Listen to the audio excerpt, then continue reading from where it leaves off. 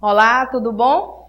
Começa agora mais uma edição do programa Eu Quero Ver, uma produção da Central Única dos Trabalhadores de Alagoas. E no último dia 16, a CUT reuniu alguns sindicatos filiados para uma nova plenária de organização da campanha salarial dos servidores estaduais. Na reunião foi discutido informes e estratégias de mobilização das categorias.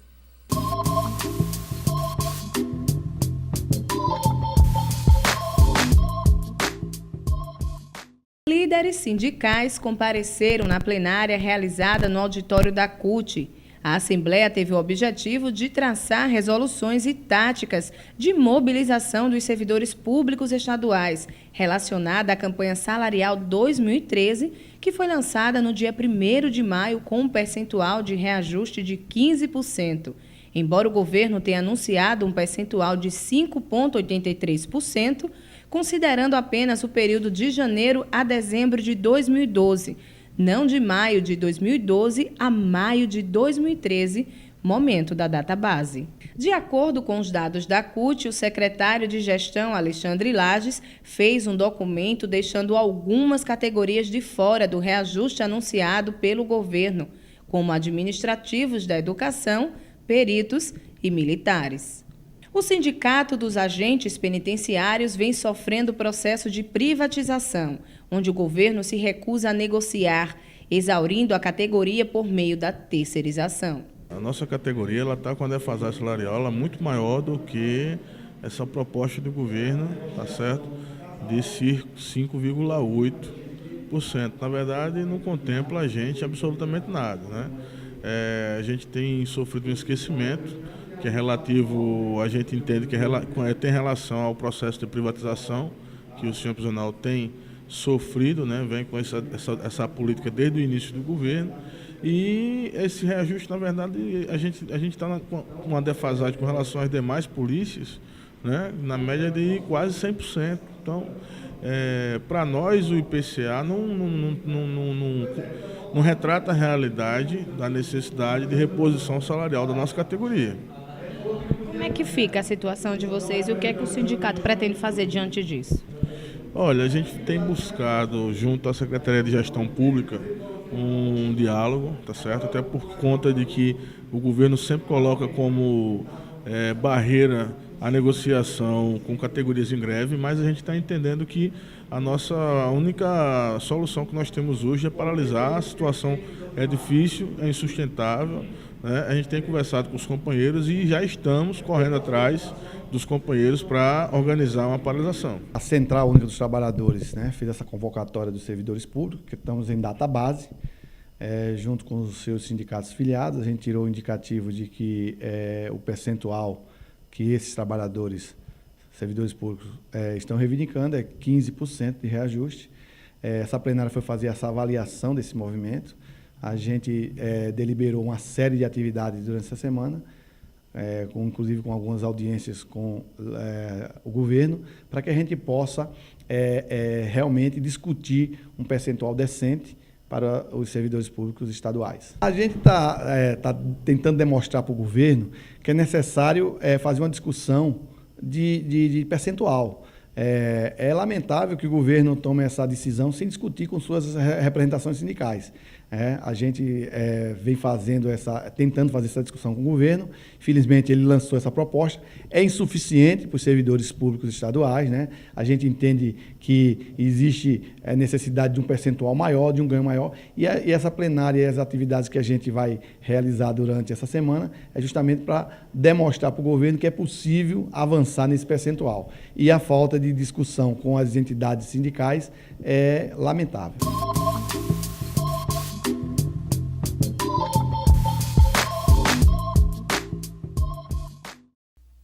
E você fica agora com as informações do nosso Giro Sindical com a apresentação de Juan Gonzalez.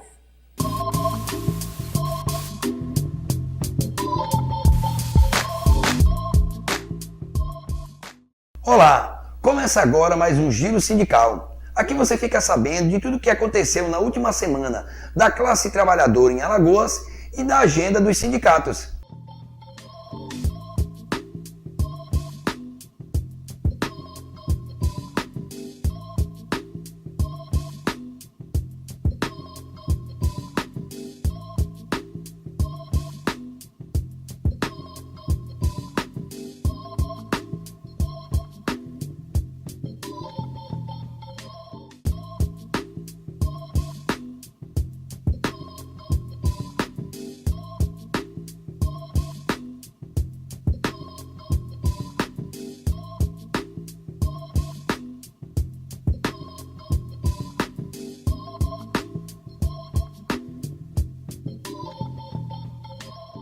O Giro Sindical fica por aqui. Mais informações você acompanha na página da CUT, no endereço www.cut-al.org.br. Tenham todos uma ótima semana.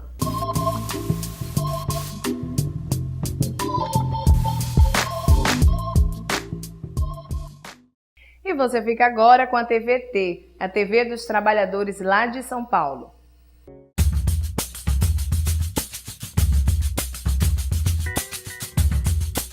O Brasil tem mais de 7 milhões de trabalhadores domésticos, a maioria mulheres, 6 milhões e 700 mil negras e 75% sem carteira assinada. Depois de 80 anos de luta, a categoria conquistou ampliação das garantias trabalhistas.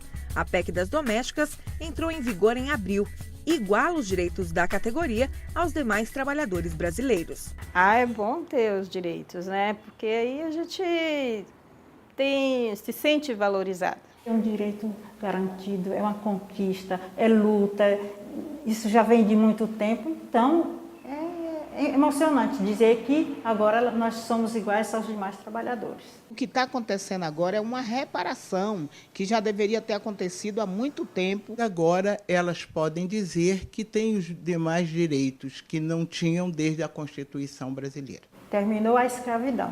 A PEC das domésticas corrige um erro grave na história do país. A proposta garante aos trabalhadores domésticos 16 novos direitos, como jornada diária de 8 horas e 44 horas semanais, além de pagamento de hora extra de no mínimo 50%.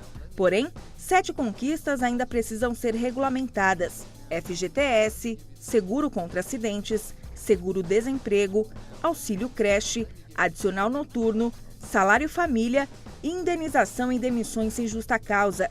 O Ministério do Trabalho criou uma comissão para regulamentar esses direitos.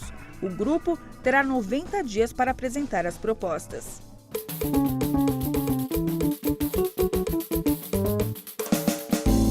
Alvo de críticas da imprensa conservadora e de alguns empregadores, a PEC das domésticas fortalece e traz dignidade para milhões de trabalhadores do setor.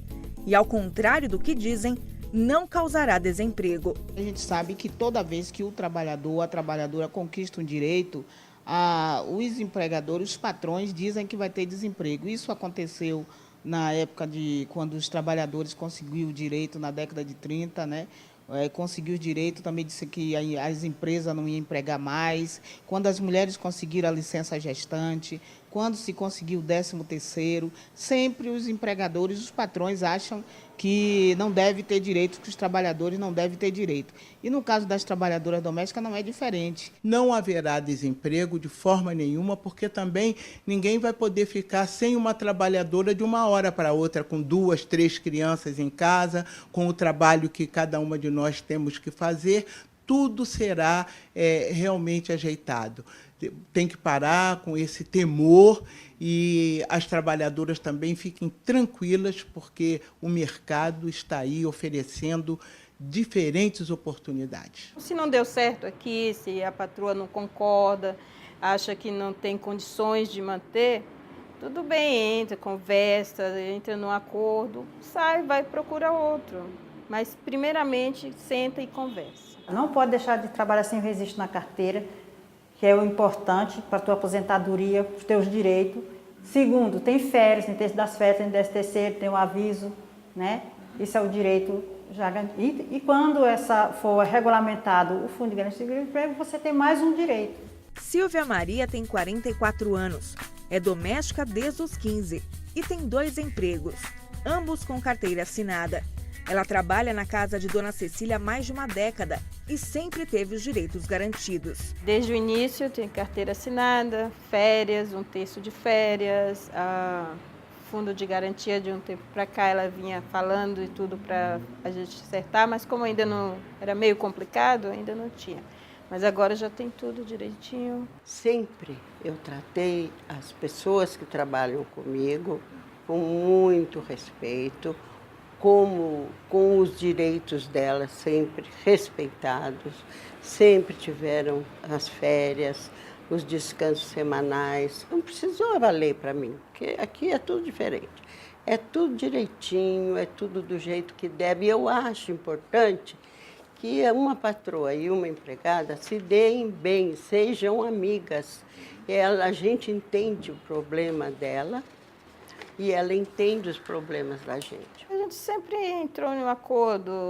Quando às vezes eu ficar um pouco até mais tarde, em outro dia acabo mais cedo, ela sempre me liberou mais cedo. Ou então o dia que ela não precisa de mim, ela já fala que eu posso ir cuidar, fazer outras coisas. Às vezes eu tenho uma viagem, alguma coisa para fazer fora, ela me libera. A gente sempre conversou sobre essas coisas. Não onera, eu não acho. Não onera, é muito pouco. Eu não tenho, meu marido foi funcionário público, corretíssimo. Nós não temos herança para deixar, mas a gente organiza a vida de uma forma que tudo dá certo. Ninguém aqui quer fazer absurdos, nós somos classe média mesmo. E a gente não vai explorar ninguém, isso não faz parte da nossa vida, graças a Deus. Agora que conquistou, vai ser ótimo para todos, porque vai dar mais garantia. Tem aquelas que não têm registro em carteira, o patrão vai precisar sentar, conversar, ver como fazer, registrar. E fora as outras vantagens que tem, né? A pessoa, porque é doméstica, ela não tem menos valor. Ela tem até mais valor. Porque você conta com ela. Você sabe que ela é uma pessoa que quer bem o seu marido, quer bem os seus filhos, seus netos. Né? É uma pessoa digna. Para que a PEC das domésticas alcance o efeito desejado, é preciso que haja negociação, diálogo entre trabalhadores e patrões, assim como acontece entre Silvia Maria e Dona Cecília.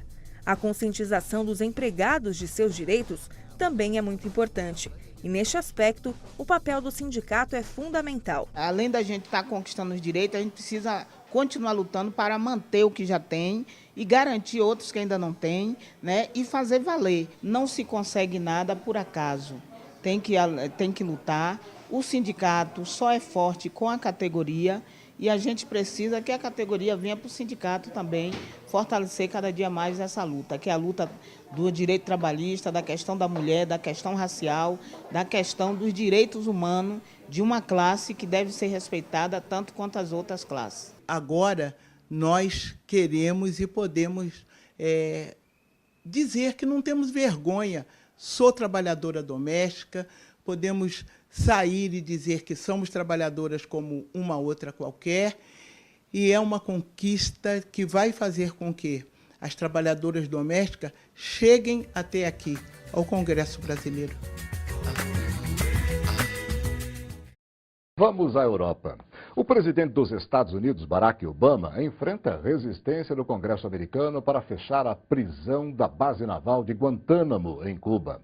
A prisão foi usada pelo ex-presidente americano George Bush para manter suspeitos de terrorismo. Os Estados Unidos enviaram nesta semana 40 enfermeiros da Marinha para atender os presos em greve de fome há mais de 2 meses. O comentário é de Flávio Aguiar, direto de Berlim, na Alemanha. Existem atualmente 166 prisioneiros na prisão que fica no sudeste da ilha de Cuba. Desses 166, 100, ou cerca de 100 pelo menos, estão em greve de fome. Alguns já desde fevereiro. O motivo alegado para a greve de fome é um tratamento desrespeitoso dado ao Corão, livro da religião da maioria, de quase todos os prisioneiros que lá estão. Entretanto, tanto advogados, como psicólogos, como organizações de direitos humanos vêm afirmando que o motivo mais profundo da greve de fome é a total desesperança por parte dos prisioneiros de que um dia sairão desta prisão. Alguns deles estão há mais de 10 anos presos lá, muitos sem culpa formada, outros já tendo a libertação determinada, mas considerados ainda muito perigosos em liberdade, e outros ainda ficam aguardando uma possível transferência para outras prisões, inclusive em outros países. O presidente Barack Obama prometeu fechar essa prisão, que se tornou um símbolo de vergonha mundial para os Estados Unidos, a partir, inclusive, do fato de que o governo de George Bush passou a admitir a prática de tortura, inclusive não apenas na prisão de Guantánamo, mas em outros lugares também, para obtenção de informação destinada supostamente a combater, enfim, o terrorismo. A dificuldade para o presidente Barack Obama está no Congresso norte-americano, cuja Câmara de Representantes, de Deputados, continua dominada pelos republicanos, que se negam a considerar até o momento a possibilidade de fechar de fato a prisão de Guantánamo, transferindo prisioneiros para outras prisões dos Estados Unidos, libertando os que podem ser libertados. O presidente Obama considera que a manutenção desta prisão em funcionamento é algo que está prejudicando a imagem internacional dos Estados Unidos e está tornando, inclusive, mais fácil para aqueles que querem combater a política norte-americana através da violência, recrutar mais membros, sobretudo entre os jovens, porque ela se tornou realmente um símbolo odioso em plano mundial. Esperemos que o presidente consiga cumprir sua promessa e fechar esta prisão vergonhosa. Durante as comemorações do 1º de maio, uma das pautas que foram comentadas entre os trabalhadores foi o crescimento da inflação. Para Clemente Grans, economista do DIEESE, a inflação está sob controle e deve diminuir até o final deste ano. A inflação no Brasil nesse momento, ela tem uma componente externa forte, pressão de preços internacionais, especial commodities, soja, trigo, pressionando os preços internamente. Ao mesmo tempo, nós temos as nossas dificuldades internas associadas, novamente, a um choque de ofertas, porque chove ou faz seca, altera o preço da alface, do tomate, dos alimentos.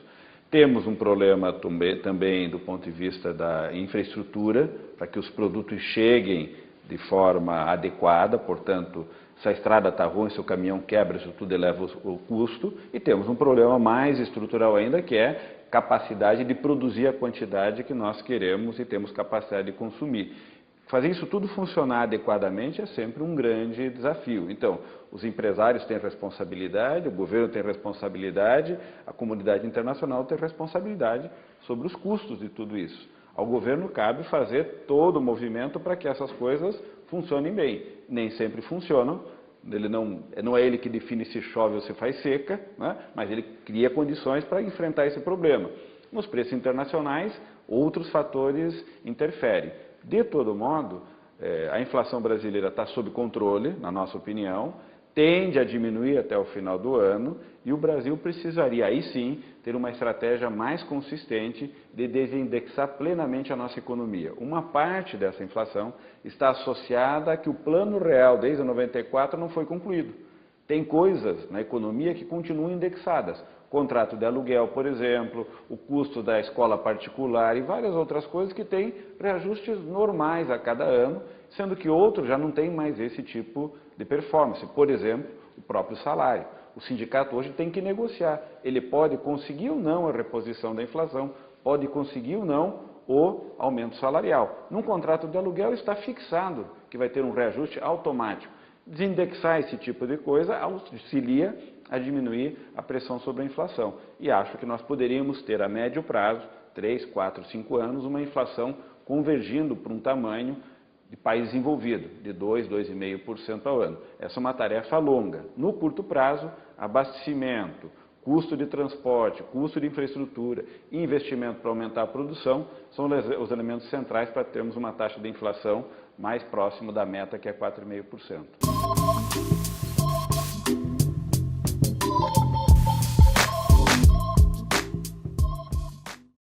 E termina agora mais uma edição do programa Eu Quero Ver. Mas se você deseja acompanhar e rever as nossas matérias, acesse o nosso blog euquerovercut.blogspot.com. O nosso Facebook é programa Eu Quero Ver. E se você deseja enviar críticas, sugestões, mande para o nosso e-mail euquerovercut@gmail.com. Muito obrigada pela sua companhia, uma ótima semana e amanhã a gente se encontra.